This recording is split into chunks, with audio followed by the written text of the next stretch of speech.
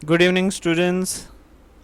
So, today in this online session, we are going to start exercise solution. Total I think 15 सवाल है. 15 और 15 सवालों का जवाब हम देंगे, बराबर देंगे. सो बने रहिए क्योंकि थोड़ा सा सेशन लंबा हो जाएगा क्योंकि 15 क्वेश्चन हैं और उसके साथ थोड़ा सा एक्सप्लेनेशन भी है. और believe me, explanation is the most important thing in the entire exercise. क्यों? क्योंकि समझ में नहीं आया तो याद नहीं रहेगा. So today we are going to start with exercise solution unit number 16 light. So the first question in your text book exercise NCERT में है कि suppose you are in a dark room.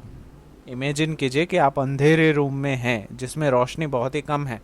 आपके इमेजिनेशन के लिए, क्योंकि मुझे भरोसा है आपका इमेजिनेशन तो तेल लेने गया होगा, तो नीचे मैंने एक इमेज भी दी हुई है as you can see a dark room जहाँ पे रोशनी है ही नहीं. It is a totally dark. Can you see the objects in the room? क्या आप उस रूम में कोई भी चीज़ देख पाओगे या नहीं? Can you see the objects outside the room? अगर उस रूम के आप बाहर निकल गए तो क्या तब जाके आप कोई चीज़ देख पाओगे? इस चीज़ को, इस फिनोमिनन को एक्सप्लेन कीजिए. तो इसको मैंने बहुत ही अच्छे तरीके से एक्सप्लेन किया है. और बहुत सारे टेक्स्ट बुक में आंसर जस्टिफाइड नहीं है, बट ये आंसर पे आप पूरा भरोसा कर सकते हो. मोर देन सफिशिएंट आंसर है ये. तो इसका आंसर है yes, I can see the object in both the condition. आप शॉक हो जाओगे कि सर अंधेरे में कैसे देख पाएंगे? चलो बाहर उजाले में तो देख पाएंगे, पर आपने ऐसे कैसे लिख दिया कि yes I can see objects in both the condition? क्योंकि अंधेरे में तो हम देख नहीं पाएंगे. तो इसका जवाब है because when I was in a dark room. क्योंकि जब मैं डार्क रूम में होऊंगा तब initially I was not able to see anything. तो शुरुआत में मुझे कुछ भी दिखेगा नहीं. But after a short period of time, but थोड़ा वक्त जाने दो तो I am able to see the objects because of the rod cells in the retina. तो उसके बाद हमारी आंखों में जो रेटिना पे रॉड सेल्स लगे हुए हैं जो डिम लाइट में फंक्शन करते हैं वो एक्टिवेट हो जाएंगे और कम रोशनी में भी हम सारी चीज़ें आसानी से देख पाएंगे. ऐसा बहुत बार आपके साथ हुआ भी होगा कि आपको रात में पूरी रोशनी नहीं है, पूरा अंधेरा है, फिर भी बहुत सारी चीज़ें आसानी से आप देख पा रहे हो. क्यों? क्योंकि रॉड सेल्स भैया बहुत ही पावरफुल चीज़ है, वो सब कुछ देख सकते हैं अंधेरे में भी. Which we use to function in a dim light, जो डिम लाइट में फंक्शन करता है. Since it can not sense the colour, क्योंकि वो कलर सेंस नहीं कर सकता, उसी वजह से अंधेरे में आप चीज़ों के कलर आइडेंटिफाई नहीं कर पाओगे. You will see each and everything as a black and white और अ ग्रे कलर. ब्लैक और वाइट का मिक्सचर जो भी है वैसे देख सकते हो और कोई कलर आप देख नहीं पाओगे. The object was seem to be colourless. जो भी आप ऑब्जेक्ट देखोगे वो कलरलेस दिखेगा या ब्लैक एंड वाइट दिखेगा. Then when I went out of the room, और सडनली आप उस रूम से बाहर निकल गए, फिर भी आप कुछ नहीं देख पाओगे क्योंकि एक्सेसिव रोशनी हो गई.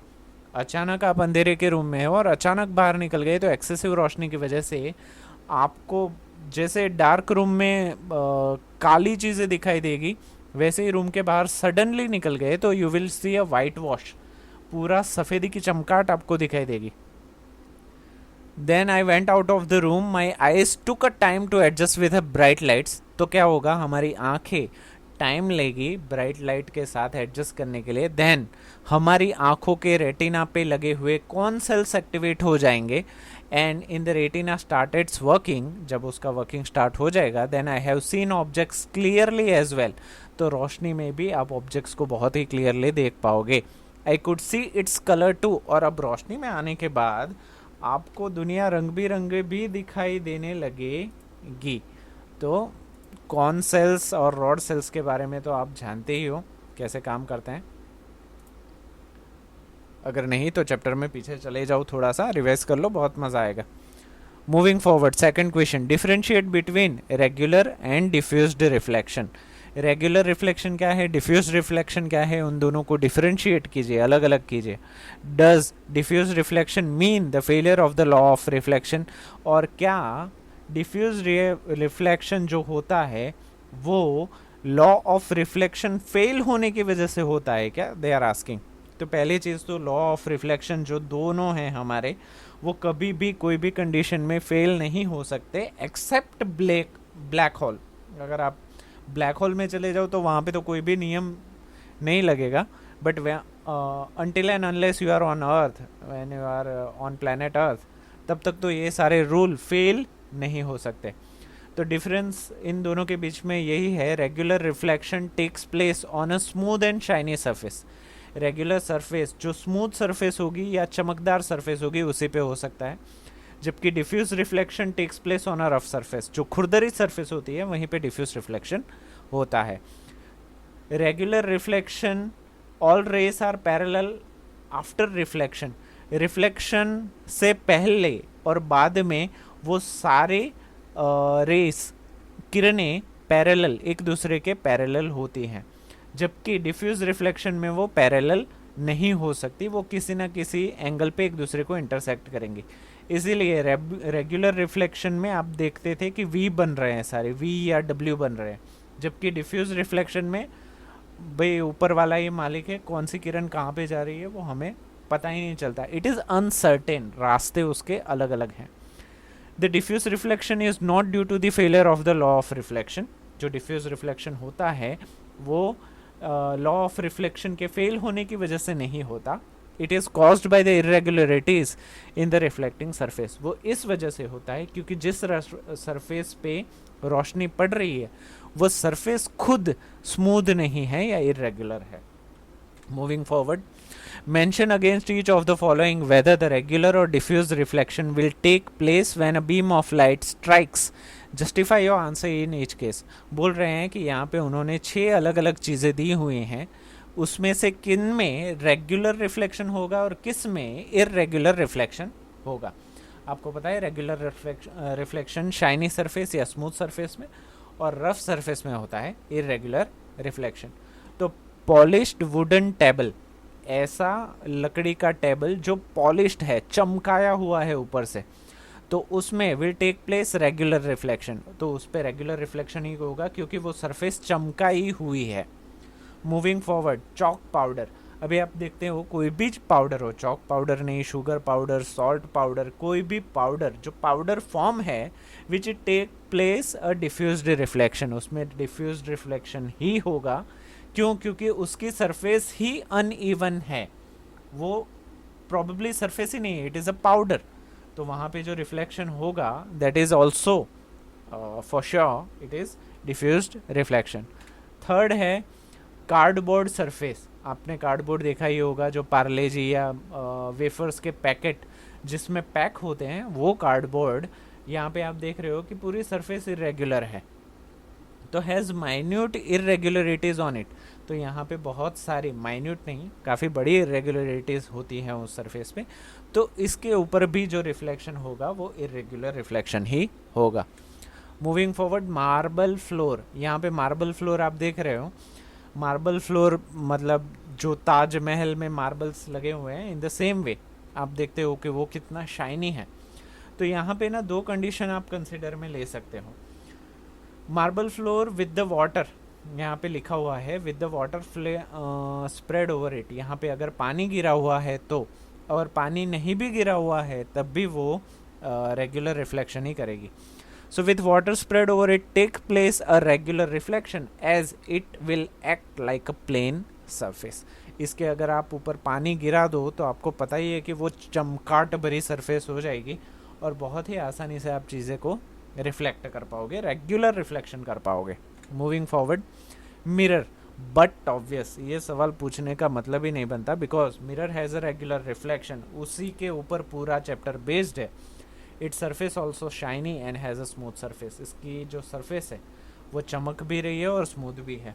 Moving forward, piece of paper, कोई भी पेपर ले लो, टेक्स इरेगुलर और डिफ्यूज रिफ्लेक्शन होता है उसके ऊपर, because it has a uneven surface. Sir आप बोलोगे कि सर इसके ऊपर अनइवन कहाँ है, ये तो पूरी स्मूथ ही दिख रही है।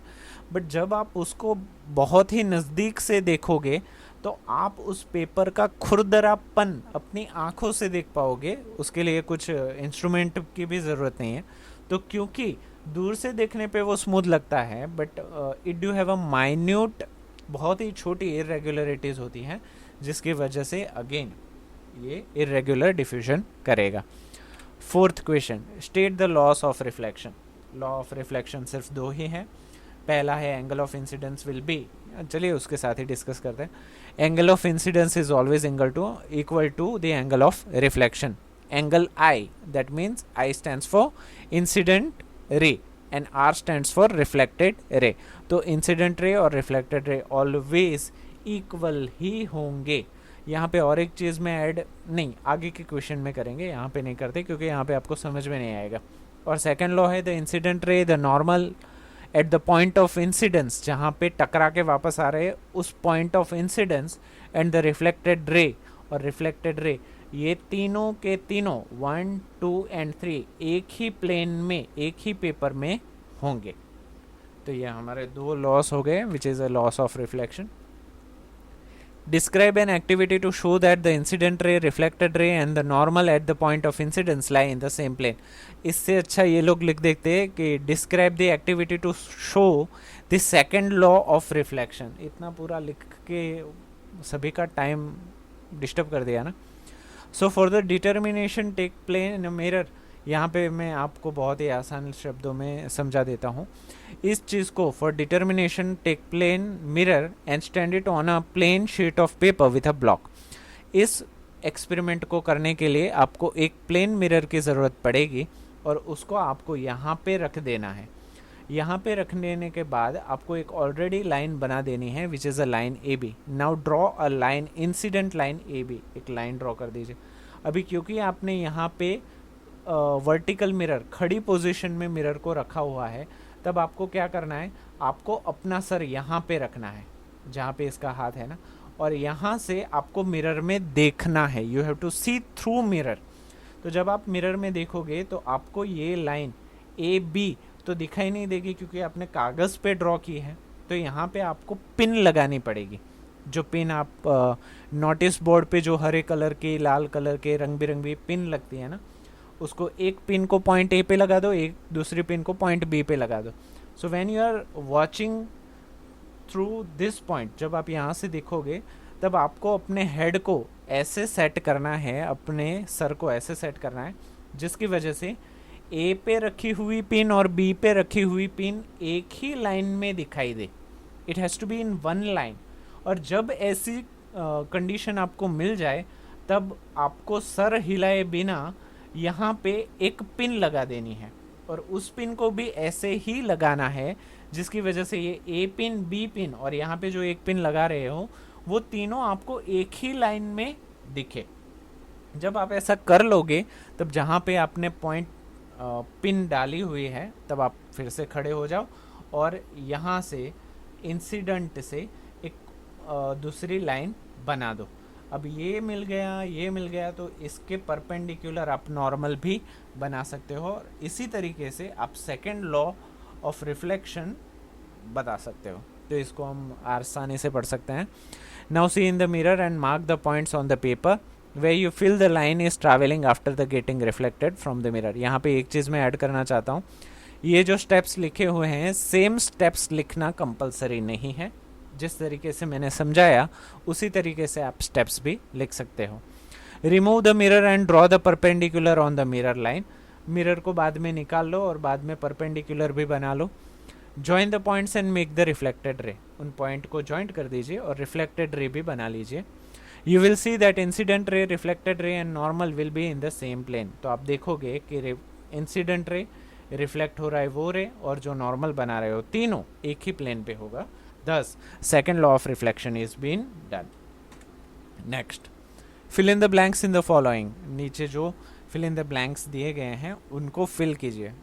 A person 1 meter in front of a plane mirror seems to be dash meter away from his image. ये चीज़ काफ़ी अच्छी है, आपको ध्यान से देखना पड़ेगा। इस फिगर को आप देख लीजिए। मान लीजिए कि ये जो इंसान है वो मिरर से 1 मीटर दूर है। This person is 1 metre away from the mirror. तो पूछ रहे हैं कि ये जो शेडो बन रही है, ये शेडो और ये इंसान के बीच में डिस्टेंस कितना होगा। From the mirror seems to be dash metre away from his image. तो इस इमेज से उसका डिस्टेंस कितना होगा। तो यहाँ पे आपको देखना होगा कि मिरर के बाहर जितना होगा उतना ही मिरर के अंदर इमेज बनेगा। फॉर एग्जाम्पल, ये इंसान अगर मिरर से 1 मीटर दूरी पे है तो उसकी इमेज भी मिरर के पीछे 1 मीटर दूर ही होगी। तो मतलब ये हो गया कि ये इमेज और ये इंसान 1 मीटर प्लस 1 मीटर दोनों के बीच का डिस्टेंस हो जाएगा 2 मीटर। Yes, very good. सेकेंड है, if you touch your dash ear with the right hand in front of a plane mirror, it will be seen in the mirror that your right ear is touched with dash। ये थोड़ा आपको उल्टा सुल्टा लगेगा question, पर मैं आपको इस question की खूबसूरती दिखाना चाहूँगा कि यहाँ पे आप जो फर्स्ट आंसर दोगे ना उसके रिलेटेबल ही यहाँ पे सेकंड चीज़ बनेगी। मतलब for example, if you touch your right ear, मतलब आप अपना राइट कान पकड़ते हो in front of a plane mirror, तो मिरर के अंदर that your right ear is touched with left hand, क्योंकि मिरर में इमेजेस इन्वर्स हो जाएगी। तो अगर मैं राइट ईयर लिखूंगा तो वहाँ पे लेफ्ट आ जाएगा। इन द सेम वे अगर लेफ्ट लेता हूँ, if you touch your left ear with the right hand in front of a plane mirror, it will be seen the mirror that your right ear is touched with the left hand, क्योंकि lateral inversion है। इस चीज़ को मेरे बोलने और आपके समझने से अच्छा है इसको आप आईने के सामने एक बार करके देखो, you will come to know। Third, the size of the pupil becomes dash when you see in the dim light। तो हमारी pupil की जो साइज है, जो काला पार्ट है ये वाला, वो डिम लाइट में, in the dark dim light में कैसा हो जाता है, बड़ा हो जाता है। So the answer will be large. Next, night birds have dash cones than the rods in the ice.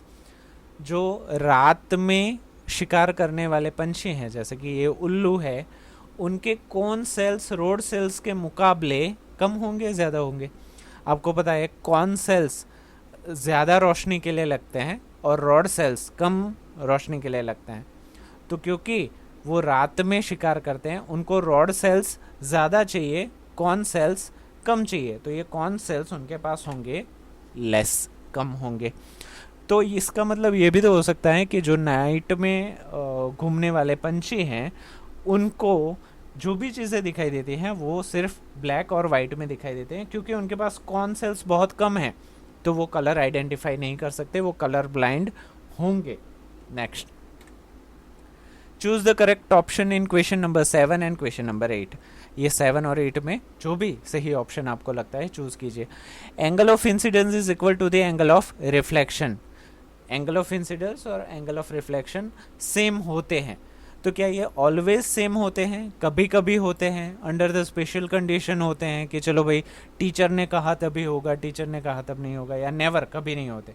तो as we know it is a law of reflection जो ऑलवेज एक दूसरे के इक्वल होंगे।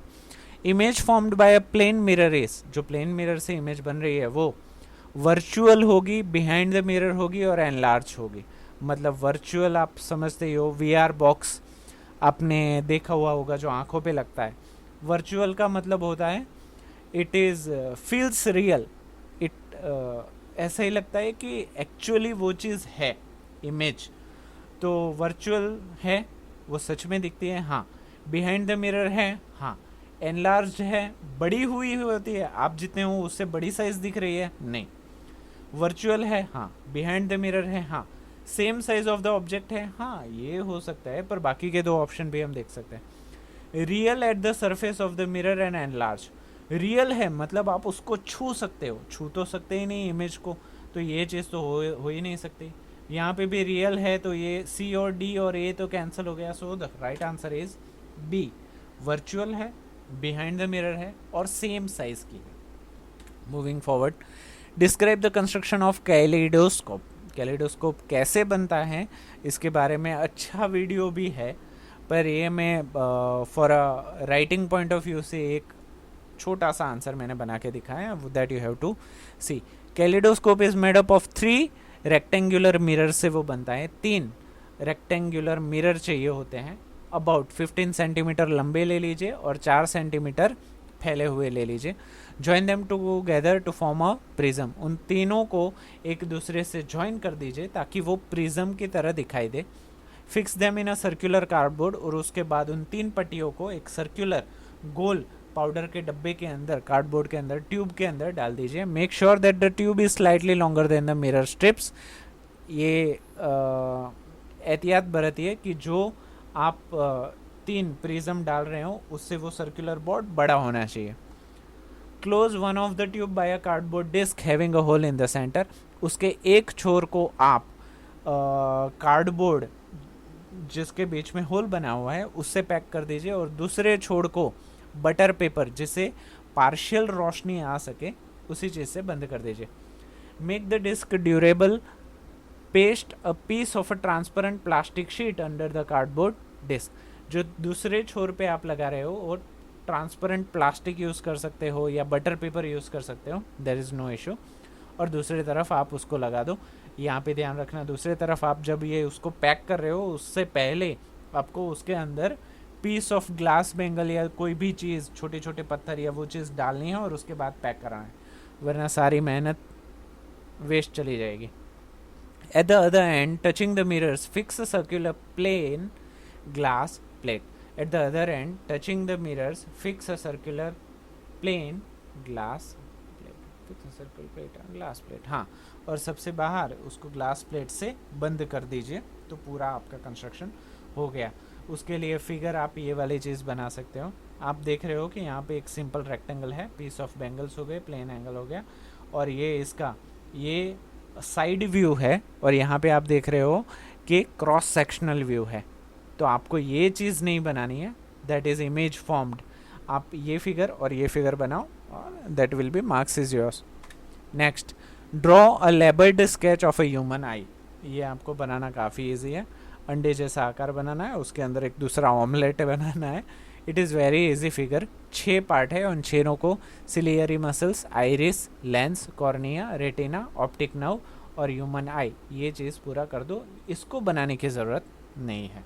Moving forward, Gurmeet wanted to perform activity 16.8। अभी 16.8 activity आपको याद हो या ना हो, इसी वजह से मैंने यहाँ पे मेंशन किया है, वरना आंसर इतना बड़ा नहीं है। आपको मैं याद दिला दूँ, pupils reaction on light activity 16.8 है कि आँखों के ऊपर अलग अलग रोशनी जब आप डालते हो तब आपकी प्यूपिल का साइज़ पे क्या फ़र्क पड़ता है। मतलब कम रोशनी हो तो प्यूपिल बड़ी हो जा रही है, ज़्यादा रोशनी हो तो प्यूपिल कम हो जा रही है। ये एक्टिविटी है, that is activity 16.8।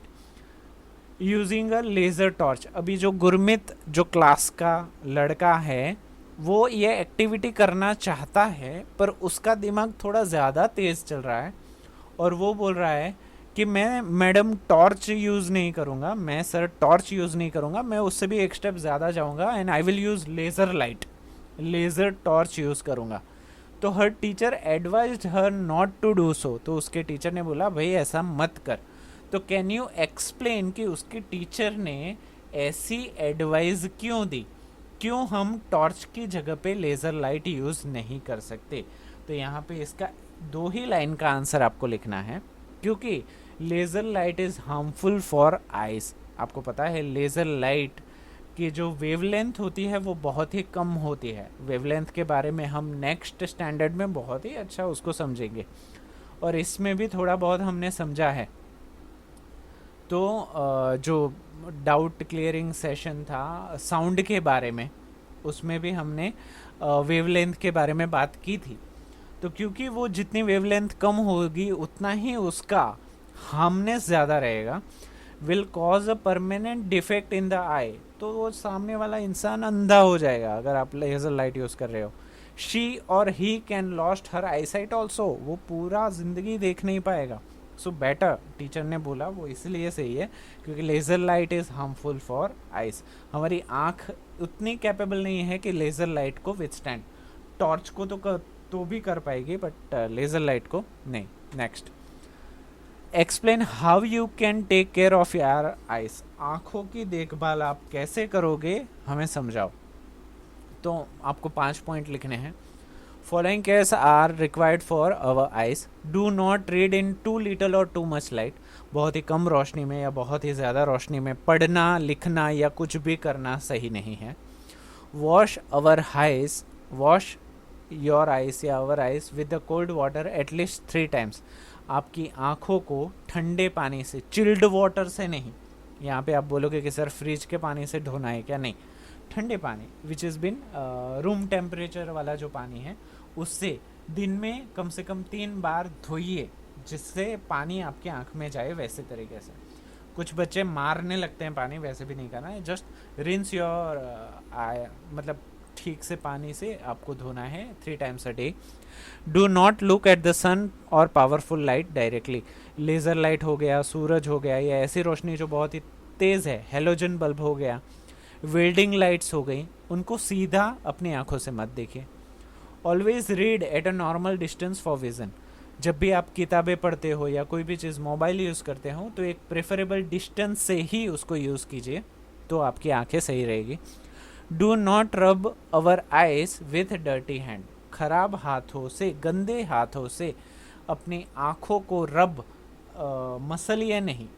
So these are the points by which you can take care of your eyes. Next, what is the angle of incidence of a ray if the reflected ray is in about of 90 degree to the incident ray? यह बहुत ही आसान question है और बहुत ही अलग अलग तरीके से पूछा जाता है। बोल रहे हैं कि इंसिडेंट रे और रिफ्लेक्टेड रे के बीच में अगर 90 डिग्री एंगल है तो इंसिडेंस एंगल कितना होगा या रिफ्लेक्टेड एंगल कितना होगा। यहाँ पे आप ध्यान रखो कि इंसिडेंट रे और रिफ्लेक्टेड रे के बीच में जो एंगल है ना, उससे आपको आधा कर देना है। फॉर एग्जांपल यहाँ पे 90 डिग्री दिया है तो टेक 45 डिग्री। अगर 120 डिग्री दिया है टेक 60 डिग्री। अगर 80 डिग्री दिया है टेक 45 डिग्री। क्यों? क्योंकि ये जो इक्वल है ना, नॉर्मल है, उससे एंगल ऑफ इंसिडेंस और एंगल ऑफ रिफ्लेक्शन इक्वल ही होगा। तो क्या करना है, इन दोनों के बीच में उसको आधा कर दो। और कभी कभी ये वाला एंगल ड्राइंग में देंगे और उसके बाद पूछेंगे कि एंगल ऑफ इंसिडेंस क्या है, तो उस वक्त आपको 90 डिग्री में से इसको माइनस कर देना है। फॉर एग्जांपल यहाँ पे आपको ड्राइंग में दिया गया है 30 डिग्री और आपको बाद में पूछता है कि एंगल ऑफ इंसिडेंस क्या है। तो कुछ बच्चे क्या करते हैं कि इसी सरफेस के साथ 30 डिग्री है तो आंसर भी 30 डिग्री लिख के आ जाएंगे, but actually incidence angle measure होता है नॉर्मल से, यहाँ से। तो यहाँ पे 30 अगर दिया गया है और ये 90 है तो 90 minus 30 will be 60 is your answer. और 60 अगर इंसिडेंस एंगल है तो रिफ्लेक्टेड एंगल भी सेम ही होगा, 60 degree. So don't do mistake, silly mistake, क्योंकि ये वो है, ट्रिकी क्वेश्चन है। Moving forward, how many images of a candle will be formed if it is placed between 2 parallel plane mirror separated by 40 centimetre. अगर 2 plane mirror एक दूसरे से 40 centimetre distance पे पैरेलली अगर फॉर्म किए गए हैं, प्लेस किए गए हैं, तो कितनी इमेज बनेगी? So infinite number of image will be formed. यहाँ पे मोमबत्ती वाली इमेज देख सकते हैं। तो ये 40 और 40, इन दोनों के बीच में डिस्टेंस होगा 80। हर इमेज के बीच में डिस्टेंस होगा 80। ये चीज़ आपको खास ध्यान रखनी है, वो ट्रिकी क्वेश्चन पूछ सकते हैं। Moving forward, 2 mirrors meet at the right angles. A ray of light is incident on a one at an angle of 30 degree as shown in figure. Draw the reflected ray from the second mirror. ये काफ़ी अच्छा और मज़ेदार question है। क्यों? क्योंकि यहाँ पे 2 मिरर्स हैं, आप देख रहे हो, ये एक मिरर, ये दूसरा मिरर, और एक ही मिरर पे इंसिडेंट है वो 30 डिग्री है। तो यहाँ पे इस फिगर को आप देखिए, क्योंकि ये 30 डिग्री इंसिडेंट हो रहा है तो रिफ्लेक्ट भी 30 डिग्री पे होगा, यस। और क्योंकि ये 30 डिग्री पे रिफ्लेक्ट हो रहा है, यहाँ पे कितना हो गया, 30 डिग्री हो गया, तो यहाँ पे कितना हो जाएगा, 60 हो जाएगा, क्योंकि ये 90 डिग्री है। यहाँ पे थोड़ा मैथ से आपको यूज़ करना पड़ेगा। ये 30 है तो ये हो जाएगा 60। अगर ये 60 है तो ये तो 90 ऑब्वियस है। अगर ये 60 है तो ये 30 हो जाएगा। और क्योंकि ये फिर से नॉर्मल बन रहा है, सो इट विल बी 60। ऐसा नहीं करना चाहते तो यहाँ पे कितना हो गया 30, यहाँ पे रिफ्लेक्टेड राइट जा रही है, यहाँ पे नॉर्मल जा रहा है। तो एज यू कैन सी यहाँ पे एक ट्राइंगल बन रहा है and sum of the all interior angles of a triangle is 180 degree. तो यहाँ पे 30 हो गया, यहाँ पे 90 हो गया, यहाँ पे 60 हो गया। So directly 30 plus 90 which is equal to 120, 180 में से 120 माइनस किए दैट इज 60। तो यहाँ पे 60 अगर इंसिडेंट रे है तो रिफ्लेक्टेड रे भी 60 होगा and the final reflection is 60 degree. तो यहाँ पे इसको ऐसे mathematically you can solve it. I hope it is clear. Next, Buju stands at point A side of a plane shown in figure 16.20. Can he see himself in the mirror? क्या वो अपने आप को देख पाएगा? Can he see the image of the object situated at P, Q and R? तो यहाँ पे बूजू जो है वो A पोजीशन पे खड़ा हुआ है और उसके सामने इतना मिरर है। तो पूछ रहे हैं कि बूजू कौन कौन सी चीज़ें देख पाएगी। सबसे पहले बूजू खुद को देख पाएगा? नहीं। क्यों? क्योंकि वो इमेज से मिरर से बाहर के साइड पे खड़ा है, तो ये खुद को तो देख ही नहीं पाएगा, तो बूजू अपने आप को नहीं देख पाएगा। पी पे अगर कोई चीज़ रखी हुई है तो क्या पी को देख पाएगा? तो यहाँ पे हाँ लिखना है। आप पूछोगे सर आपने कैसे डिसाइड किया कि पी को देख पाएगा? क्योंकि एक चीज़ आपको देखना है कि जो रेंज है ना, यहाँ पे तो आपको फिगर ड्रॉ करनी पड़ेगी। यहाँ पे आपने लाइन ड्रॉ की और यहाँ से आपने रिफ्लेक्शन कर दिया तो आपको पता चलेगा। फॉर एग्ज़ाम्पल यहाँ से मान लीजिए ये उसका फर्स्ट है, यहाँ से आपने यहाँ तक एक लाइन बनाई, तो जो इंसिडेंस एंगल होगा वो रिफ्लेक्शन एंगल आपको कर देना है।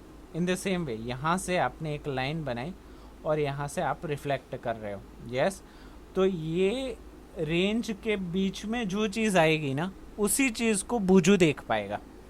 यहाँ से रिफ्लेक्टेड रे, यहाँ से रिफ्लेक्टेड रे, इन दोनों के बीच में कुछ आता है, उसी चीज़ को बूजू देख पाएगा। That is range of vision.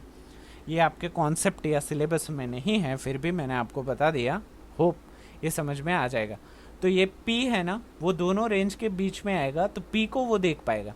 अभी Q है, वो एंड रेंज में तो आता है बट इनिशियल रेंज में नहीं आता, तो Q को नहीं देख पाएगा। इन द सेम वे R जो है वो फर्स्ट रिफ्लेक्शन और सेकंड रिफ्लेक्शन दोनों के बाहर है, तो R को भी नहीं देख पाएगा। सो हियर बूजू can only see a thing which is placed at point A। खुद को नहीं देख पाएगा, Q को भी नहीं देख पाएगा, R को भी नहीं देख पाएगा। He can not see his image himself, खुद की इमेज नहीं देख पाएगा। He can only see the image of P but not Q and R। I hope ये भी क्लियर हो जाएगा। 17. Find out the position of the image of an object situated at the point A in the plane mirror, figure 6.21.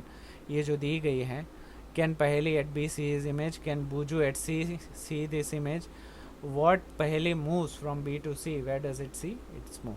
तो यहाँ पे फिर से AX, यहाँ पे पहली खड़ी है, यहाँ पे बूजू खड़ा है, पहली और बूजू एक ही लाइन में खड़े हैं, यहाँ पे मिरर है, A पे कोई चीज़ रखी हुई है। तो आप देखोगे यहाँ पे देखो, अगर D से रिफ्लेक्शन हो रहा है तो D से B, D से C, B और C दोनों को यहाँ पे इस चीज़ का रिफ्लेक्शन दिखाई देगा। तो सबसे पहले find out the position of the image of an object situated at point A in the plane mirror.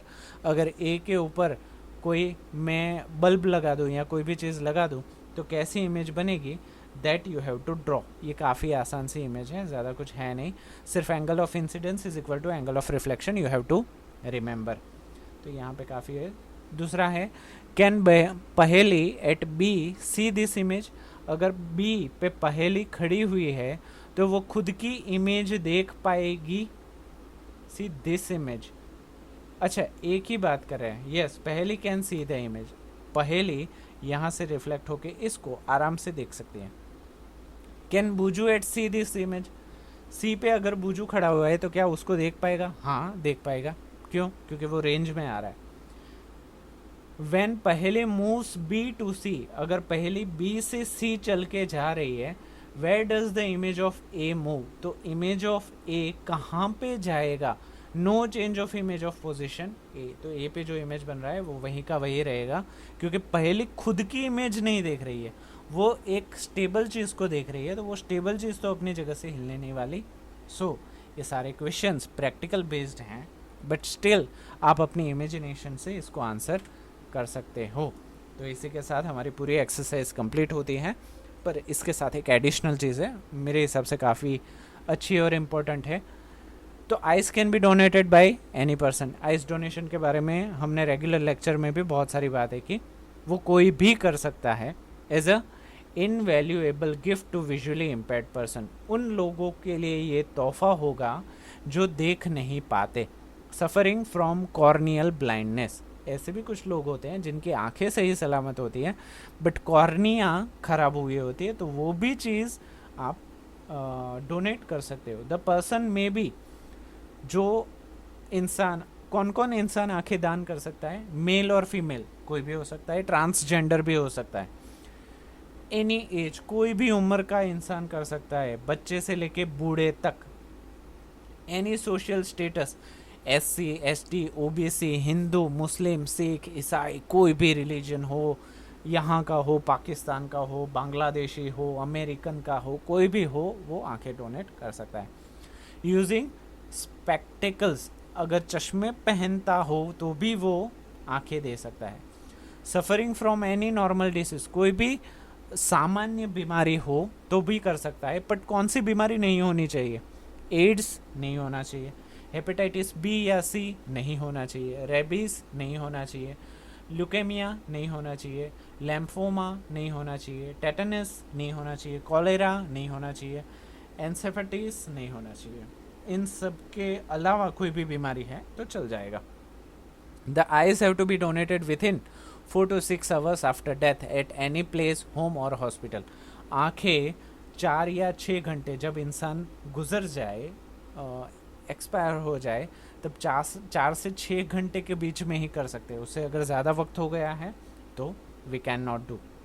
A person who wants to donate the eyes may pledge his eyes during his or her lifetime to register eye bank. अगर आपकी भी इच्छा है कि आपके गुजर जाने के बाद आपकी आंखें डोनेट की जाए तो आपको आई बैंक पे जाना है। कोई भी हॉस्पिटल में आपको इसका कॉन्टैक्ट नंबर मिल जाएगा। ही और she should also inform his or her relative about this pledge, और इस फॉर्म के बारे में उसको अपने परिवार वालों से भी बात करनी पड़ेगी और इस पे साइन करने से पहले, so that they can take necessary action after his or her death. क्योंकि आपने तो फॉर्म साइन कर दिया, घर वालों को किसी को पता ही नहीं, हॉस्पिटल वालों को भी पता ही नहीं, तो आपकी आंखें डोनेट नहीं होंगी। You can also donate a Braille kit. अगर आप आंखें डोनेट नहीं करना चाहिए चाहते तो आप जो विजुअली इम्पेयर्ड्स हैं उनको ब्रेली किट भी गिफ्ट कर सकते हैं। ऐसा कुछ भी नहीं कि आंखें देनी है। सो इसी के साथ हमारा ये चैप्टर लाइट एक्सरसाइज भी कंप्लीट होती है। So I hope each and everything is pretty clear to you all. तो now we will meet with a new chapter. Till then revise करते रहिए, अच्छे से पढ़ते रहिए, और थैंक यू सो मच।